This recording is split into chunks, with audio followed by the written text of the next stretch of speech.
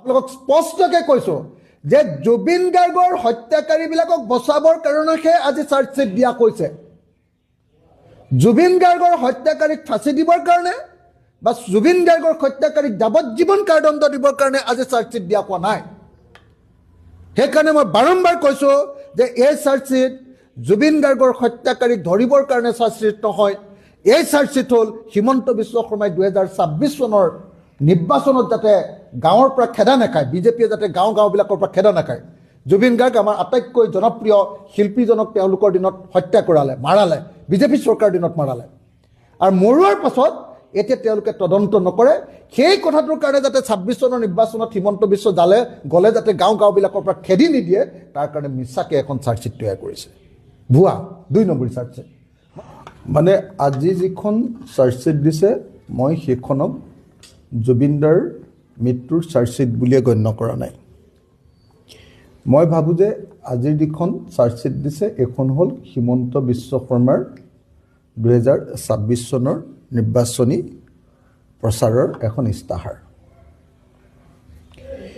আজিলৈকে পৃথিৱীত মই যিমান চাৰ্জশ্বিট দেখিলোঁ, এইখনেই প্ৰথম চাৰ্জশ্বিট যিখন চাৰ্জশ্বিটত IO বা তদন্তকাৰী বিষয়া বা CIO বা মুখ্য তদন্তকাৰী বিষয়া ঘটনা সংঘটিত হোৱা স্থানলৈ নোযোৱাকৈ দিয়া প্ৰথমখন পৃথিৱীৰ চাৰ্জশ্বিট।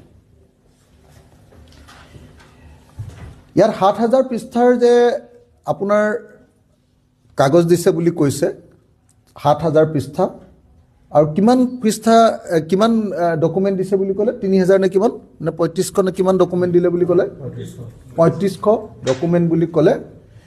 এইচব একো ডকুমেণ্ট একো নহয়। মই একদম ক্লিয়াৰলি আপোনালোকক কৈছোঁ যে যি তদন্ত প্লেচ অফ অকাৰেঞ্চ বা য'ত ঘটিছে তালৈ নোযোৱাকৈ কৰা তদন্ত, সেই তদন্তই পৃথিৱীৰ কোনো কেছতে কেতিয়াও কোনো মানুহক ন্যায় দিব নোৱাৰে। জুবিনদাৰ মৃত্যু ঘটিছে ছিংগাপুৰত, তদন্ত কৰিছে দিছপুৰত। জুবিনদা যিখন সাগৰৰ পানীত ডুবি ঢুকালে, সেই সাগৰৰ পানীটোপাও চাবলৈ যোৱা নাই এতিয়ালৈকে CIO। তাৰপিছত যদি হিমন্ত বিশ্ব শৰ্মাই কয় যে মই এখন বৰ সাংঘাতিক চাৰ্জশ্বিট দিছোঁ, তেতিয়াহ'লে মই ক'ম যে তেনেকুৱা চাৰ্জশ্বিট মই 1 ছেকেণ্ডত ডাষ্টবিনলৈ দলিয়াই পেলাম। মই বাৰম্বাৰ কৈ আছিলোঁ যে ঠিক আছে, ফাৰ্ষ্ট পেজৰ চাৰ্জশ্বিট এখন দি দিয়া। ইয়াত তোমালোকে মটিভৰ ওপৰত চাৰ্জশ্বিটখন দি আছা যে কিয় হত্যাকাণ্ড হ'ল বুলি আগতে তোমালোকে নিজে ঠিক কৰি ল'লা যে হত্যাকাণ্ড হৈছে বুলি আমি দি দিম, আৰু কিয় হত্যাকাণ্ড হ'ল বুলি তোমালোকে পইচাৰ কেলেংকাৰী এটা বনাই ধুনীয়াকৈ তোমালোকে ঠিক আছে পইচাৰ কেলেংকাৰী হ'বও পাৰে তেনেকুৱা এটা তোমালোকে ডকুমেণ্ট বনাই ইয়াত দি দিছা। মোৰ সেইটোলৈকেও আপত্তি নাই যে কি কাৰণে হত্যাকাণ্ড হ'ল তাৰ মটিভটোৰ ওপৰত এখন চাৰ্জশ্বিট দিয়ক। কিন্তু হত্যাকাণ্ডটো কেনেকৈ সংঘটিত হ'ল, কোনে মাৰিলে, তাৰ কি পৰিস্থিতি, তাৰ ওপৰত যদি ষ্টেটমেণ্ট নাথাকে, তাৰ ওপৰত যদি এভিডেন্স তথ্য নাথাকে, আৰু তাৰ ওপৰত যদি ডকুমেণ্ট নাথাকে, দলিল, তেতিয়াহ'লে সেই তদন্ত এটা শূন্য তদন্ত, শূন্যত গদা ঘূৰোৱা এটা তদন্তৰ বাহিৰে আন একো নহয়। গতিকে CID বা SITয়ে যোৱা 88টা দিন নহয়, কেইটা দিন, 84টা দিনত অকল শূন্যত গদা ঘূৰালে। ইয়াক কয় শূন্যত গদা ঘূৰোৱা বুলি অসমীয়াত কয়। শূন্যত গদা ঘূৰালে। একবাৰৰ কাৰণেও তেওঁলোকে প্লেচ অফ অকাৰেঞ্চ বা য'ত ঘটনা ঘটিছে তাত গৈ তদন্ত কৰিবৰ কাৰণে কোনো ব্যৱস্থা নল'লে। নাম্বাৰ 1। নাম্বাৰ 2, মই বাৰম্বাৰ কৈ আছোঁ যে ভাৰতবৰ্ষৰ BNSS 2023-এ 112 নম্বৰ যিটো ধাৰা তাত স্পষ্টকৈ কৈ দিছে যে বিদেশত ঘটনা ঘটিলে আমি নিশ্চিতভাৱে কোৰ্টৰ জৰিয়তে লেটাৰ্ছ ৰেগুলেটৰী পঠিয়াইহে কেৱল তদন্ত কৰিব পাৰিম আৰু তথ্য আনিব লাগিব।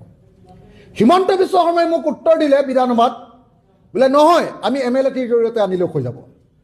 কিন্তু চেন্নাই কোৰ্টে স্পষ্টকৈ কৈ থৈছে যে MLATৰ জৰিয়তে আনিলে নহ'ব, MLAT থাকিলে বস্তু আনিব পাৰিব, কিন্তু সেইটো আনিব লাগিব কোৰ্টৰ জৰিয়তে। এতিয়ালৈকে ছিংগাপুৰৰ পৰা তেওঁ কৈছে যে নাই আমি ছিংগাপুৰৰ পৰা গভৰ্ণমেণ্টৰ পৰা অনা তথ্যৰ জৰিয়তে আমি এইটো প্ৰমাণ কৰি দিম। আৰে ছিংগাপুৰ গভৰ্ণমেণ্টে কৈছে যে জুবিন গাৰ্গৰ মৃত্যুটো হত্যাকাণ্ড নহয়। ছিংগাপুৰ গভৰ্ণমেণ্টে কৈছে যে জুবিন গাৰ্গৰ মৃত্যুত কোনো ধৰণৰ ফাউল প্লে নাই, কোনো ধৰণৰ বেমেজালি, কোনো ধৰণৰ কেলেংকাৰী নাই, সেইটো এটা স্বাভাৱিক মৃত্যু।